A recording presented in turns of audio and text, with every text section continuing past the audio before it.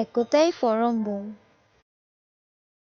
অজয়পুর নামে এক রাজ্যের রাজা ছিল অমর প্রতাপ এবং তার স্ত্রী রানী মল্লিকা।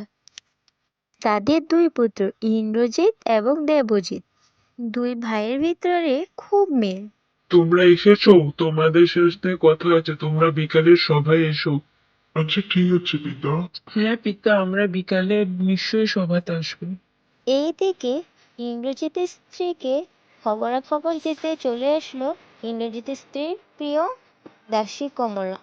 শুনুন মহারানী, এদিকের খবরাখবর কিছু রাখেন। জানেন, আজ বিকেলে রাজামশাই সবার আয়োজন করেছে। এখান কিসের সব? আমার তো কিছু জানা নেই, আর আমার তো জানার কথাই নেই। তোমাকে তো রেখেছি এসবের জন্য, তুমি আবার আমাকে বলছো? নিশ্চয় কোনো গুরুত্বপূর্ণ সবার কথাই বলা হয়েছে। এই বলেই রানী চুপ হয়ে গেল এবং সেখান থেকে চলে গেল। চলে গেলেন তো রানী, এবার যে ছোট রানীকে যে বলি। কমলা এবার চলে গেল ছোট যুবরাজের স্ত্রীর কাছে।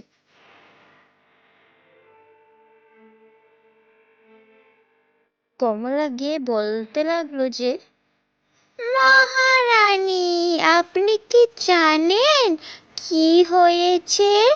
জানেন কি, আজকে সভা বসবে, সেখানে বড় যুবরাজকে রাজা ঘোষণা করা হবে। আর আপনি ছোট বলে আপনি আর ছোট যুবরাজ এমনিই থাকবে, বুঝেছেন? বড় যুবরানী তো খুবই খুশি। কি বলছো কি কমলা? এটা তো কিছুতেই হতে পারে না। কিভাবে আমিও দেখব বড় যুবরাজকে মহারাজ আর বড় যুবরাজকে মহারানী করে? আমি থাকতে তো এটা অসম্ভব ব্যাপার। আমিও দেখতে চাই ওরা কিভাবে মহারাজ আর মহারানী হয়। একেবারে মহারানী, দেখবে তারা যেন মহারাজ মহারানী না হতে পারে। আরে কমলা, তুমি চিন্তাই করো না, ওদের কিছুতেই আমি মহারাজ আর মহারানী হতে দেব না, বুঝলে? শুরু হয়ে গেল রাজসভা। আমি তোমাদের এখানে একটা বিশেষ ঘোষণার জন্য সবাইকে ডেকেছি। আমার তো অনেক বয়স হয়েছে, এবার রাজপাট অন্য ব্যবস্থা নিতে হবে, তাই তোমাদের সবাইকে এখানে ডেকেছি। এখন এই রাজ্যের নতুন রাজা ঘোষণা হবে। আমার পুত্ররাই এই সাম্রাজ্য সামলাবে। যথাজ্ঞা পিতা। অবশ্যই পিতা, আপনার আজ্ঞা আমরা মেনে চলব। দাঁড়ান, আমার এখানে কিছু বক্তব্য আছে। এখানে বড় যুবরাজ আর বড় যুবরানী বড় বলে ওরা রাজা রানী হবে এমনটা নয়।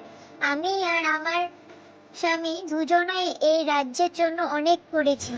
আমরা হব রাজা রানী, ওরা নয়। দাঁড়াও, কি বলছো তুমি? আমরা কি কিছু করিনি এর রাজ্যের জন্য? শুধু তুমিই করেছো। তাছাড়া ভুলে যেও না, আমরাই বড়। আমার স্বামী বড় যুবরাজ, তাই ওই হবে রাজা, বুঝেছো? থামো, ছোটবেলায় আমাদের সাথে অন্যায় করা হচ্ছে, আমরা কিছুতেই মানবো না। তাছাড়া আমাদেরও অধিকার আছে রাজা রানী হবার। তোমরা বড় বলে যা কিছু হবে সেটা তো নয়, আমরা ছাড়বো না। এবার তোমরা থামো, দুজনেই থামো বলছি। এ বলে রাজা একটি উপায় ভাবলো এবং দুজনের হাতে একটি করে লাঠি দিয়ে দিয়েছে এবং তাদেরকে বলা হয়েছে দুটি লাঠিকে ভেঙে ফেলতে। তারা অনায়াসে দুটোকে ভেঙে ফেললো।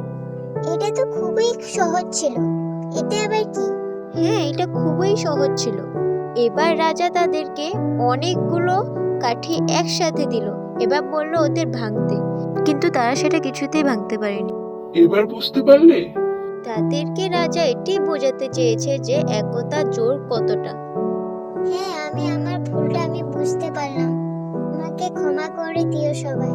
সত্যি আমি অনেক বড় ভুল করে ফেলেছি।